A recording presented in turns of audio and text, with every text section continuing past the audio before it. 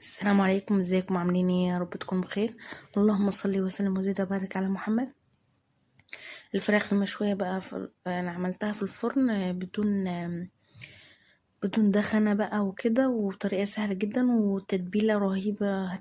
يعني هتعشقوها التتبيله، وهتعملوها ان شاء الله في كل وصفات الشوي. شايفين بقى خرافة جدا، وفي ساعة واحدة بس عملت الفراخ دي.